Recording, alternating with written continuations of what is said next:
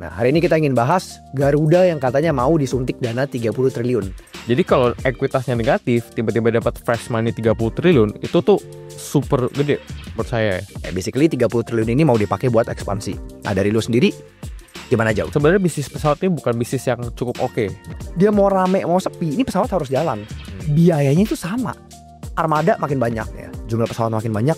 Pokoknya kalau volume bertumbuh, hajar aja terus. Pasti ATN bakal profit. Lu setuju gak dengan statement ini? Wah,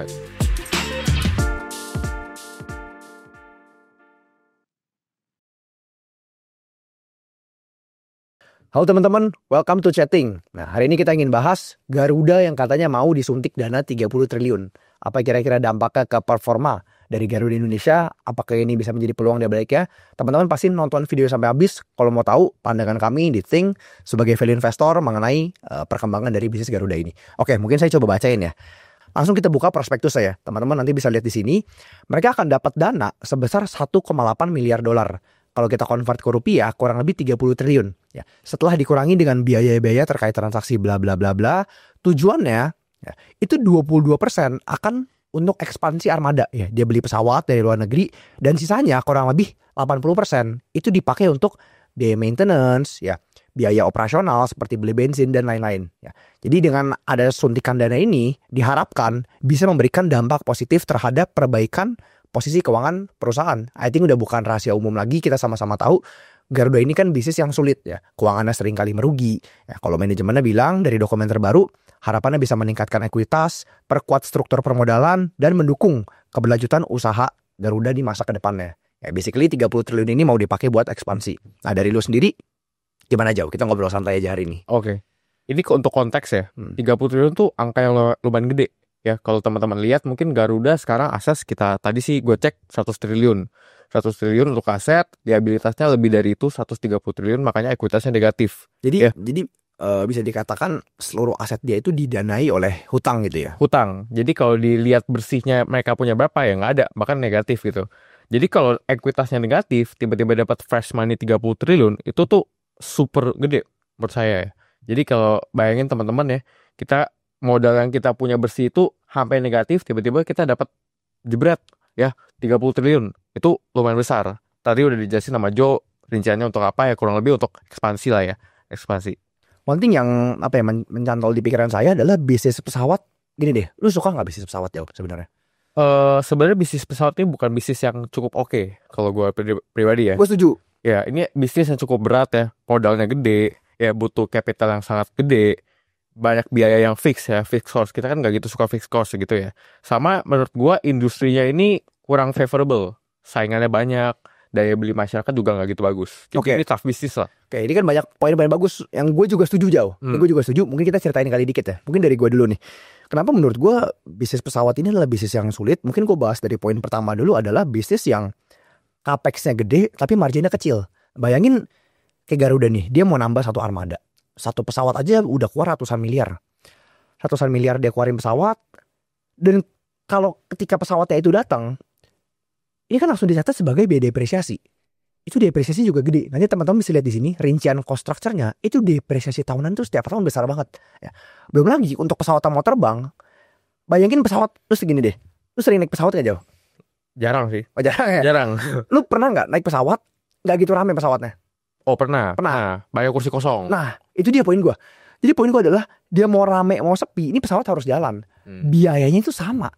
Sekarang mau pesawatnya 50% penumpangnya, 70% penumpangnya, 100% penumpangnya, pilotnya kan dibayar sama.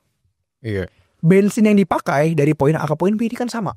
Jadi kalau teman-teman lihat sekali lagi rincian cost structure-nya, biaya terbesar adalah depresiasi, biaya gaji, biaya bensin ini juga gede banget. Bahkan dari dana 30 triliun tadi, mereka ada state sekian belas persen atau 20% mau dipakai buat beli bensin jauh, ngestok bensin. Karena kan bahan bakarnya memang mahal aftur kan.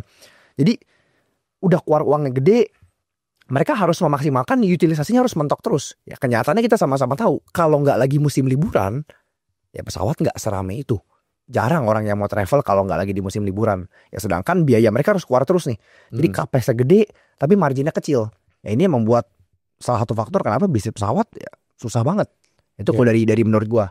Ya jadi memang bisnis yang memang fixed cost-nya banyak gitu ya. Yang kita nggak suka tuh kenapa? ketika bisnisnya lagi kurang bagus, misalkan kalau tadi kasusnya pesawat itu penumpang lagi nggak bisa full gitu ya, kita nggak bisa kurangin biaya kita karena emang udah fix ya. Kita mau terbangin 10 orang, 100 orang, 150 orang tuh biaya-biaya fixnya, bensin tuh tetap bayar, pegawai semuanya tetap bayar. Jadi untuk bisnis yang memang mayoritas di fixed cost itu lebih tough kalau memang keadaannya lagi kurang bagus. Ya. Ya, kalau variabel ya enak ya, kita jualan berapa ya kita bayarnya naik gak apa-apa. Kalau kita jualannya dikit, biaya kita turun juga. Ya. Itu enaknya gitu. Yes. Dan ini nyambung juga ke poin berikutnya jauh, di mana bisnis pesawat, whether you like it or not, ini sebenarnya bisnis yang cukup cyclical. Setuju nggak?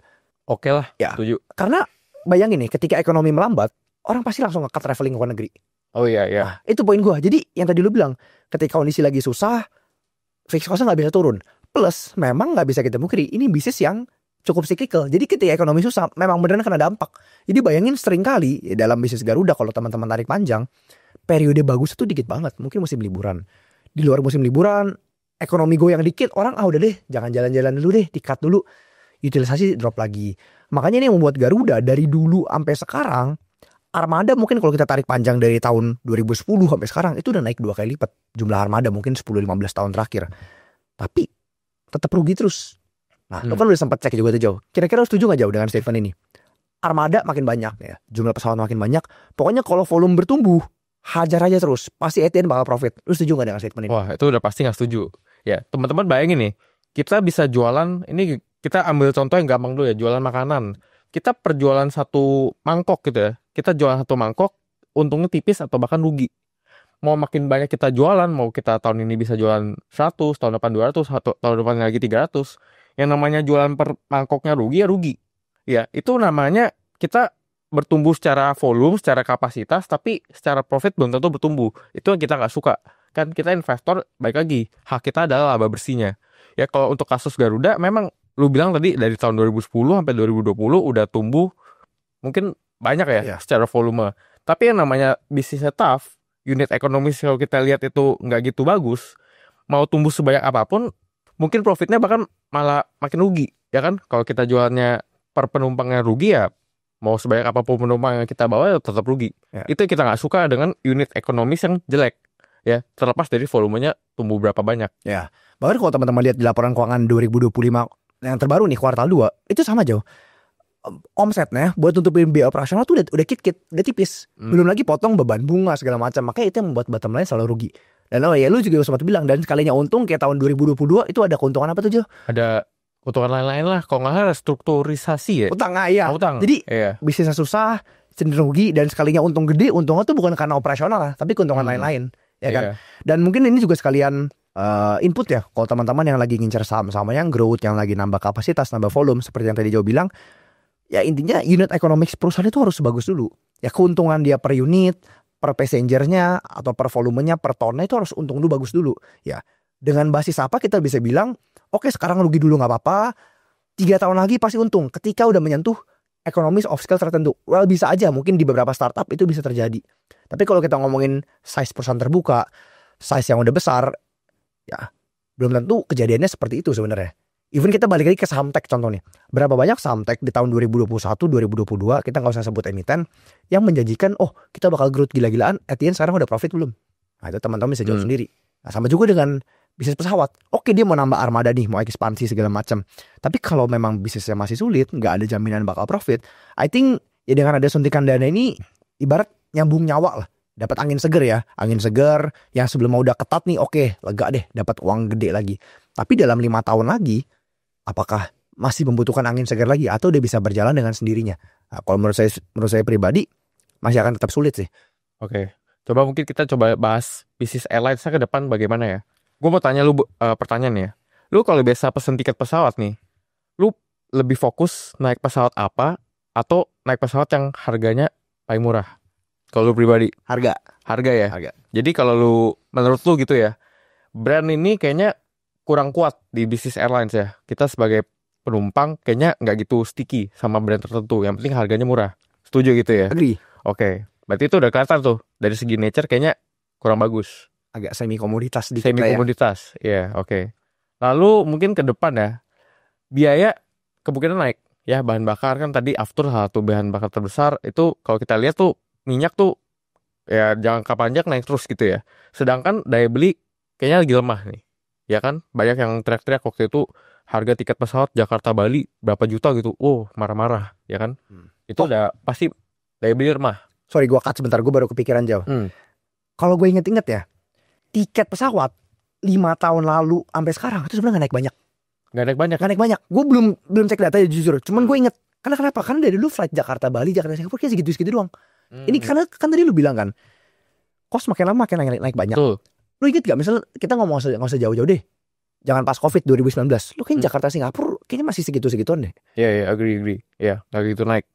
Kalau misalkan pun naik mungkin pesawat-pesawat tertentu. Tapi poin gue adalah ada aja budget airlines yang ngisi murah lagi, makanya membuat competition tight. Gue baru ngeh juga. Ya ramai sekarang airlines yang emang harganya agak menengah bawah. Budget Airlines ya, kayak misalkan Lion Air, Garuda aja bikin Citylink kan. Ya itu jadi memang udah kelihatan secara sekilas ini marketnya itu daya belinya lagi lemah. Terbukti dari harganya nggak naik aja orang udah ngurangin gitu.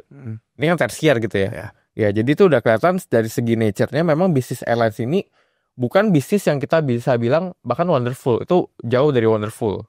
Ya, I agree. Dan ngomongin soal competition mungkin poin terakhir ya. Domestik tadi saingan sama Lion Airlines. Dan by size itu kalah jauh. Kalau saya nggak salah ingat Garuda mungkin 30% market share domestik. Internasional saingannya lebih berat lagi. Iya. Ya sekarang Garuda nawarin anggap nih 5 juta. SQ nawarin 5,5 juta. Bisa pindah kalau penerbangan jarak jauh. Tapi kalau kita ngomongin penerbangan jangka pendek, mungkin quality lebih nggak sengaruh itu, lebih ke main murah. Tapi kalau kita ngomongin penerbangan jangka panjang, ngaruh sih harga sih. Maksudnya bukan harga, kualitas brand itu mungkin ngaruh. Tapi ada certain range-nya juga yang nggak bisa gapnya terlalu jauh. Mungkin katakanlah kalau gue pribadi ya, misalnya kita terbang Jakarta Cina deh. Misalnya Garuda sekali jalan itu ya 3,5 juta, SQ 4 juta. Bisa jadi gue pilih SQ. Tapi kalau SQ-nya 5 juta, ya gue pilih Garuda. Jadi poin gue adalah brandnya sebenarnya ada ngaruh. Terutama di penerbangan jarak jauh nih. Kalau penerbangan jarak pendek gue pribadi dan I think teman-teman gue juga, ya teman-teman kita sekitar pada merem lah kalau penerbangan jangka pendek kan. Tapi kalau penerbangan jangka panjang, quality ada ngaruh sih. Dan dimana I think ya jujur ngomong Garuda bukan yang di top quality untuk penerbangan jangka panjang. Kalau kita dari survei sekilas aja ya. Jadi dengan harga yang sama, ya harga yang sepantaran, ada opsi Garuda, ada opsi pesawat-pesawat Boeing besar lainnya, ya rasanya nggak unggul gimana banget gitu loh. Ya di pasar internasional kan kita rivalnya bukan sama pemain domestik lagi ya. Itu ya nggak bisa dipungkiri. Ya competition juga ada. Ya jadi itu nggak segampang itu untuk kita bisa ambil pasar internasional. Di domestik kita udah kurang kuat nih ya. Banyak airline yang lebih budget itu yang lebih dominan karena memang mungkin tadi yang lu bilang tripnya lebih pendek. Orang nggak gitu peduli lah sama quality. Yang penting murah dulu. Ya kurang lebih begitu sih untuk airlines ya. Jadi I think kita sepakat lah ya dengan ada suntikan dana ini.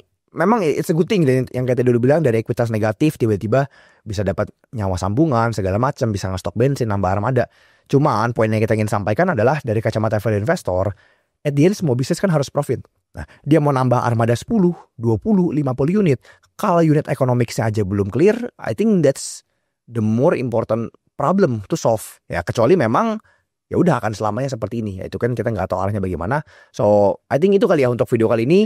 Teman-teman kalau emang penasaran gimana caranya kita bisa analisa bisnis lebih dalam ya. Tentu yang kita bahas di sini itu cuman luar-luarnya doang ya. Kalau kita bahas di Grab itu pasti jauh lebih dalam. Ada think case kita, ada studi kasus kita, bedah sektoral. Kemarin looting kelas bawain sektor sawit dan segala macam. Teman-teman bisa klik link di bio kita dan join 30 day program kita. Karena dalam program tersebut teman-teman akan kita pandu secara online ya. Dan akan ada workshop yang teman-teman bisa join untuk kita praktek analisa bersama. Thank you teman-teman. See you next chatting. Thank you.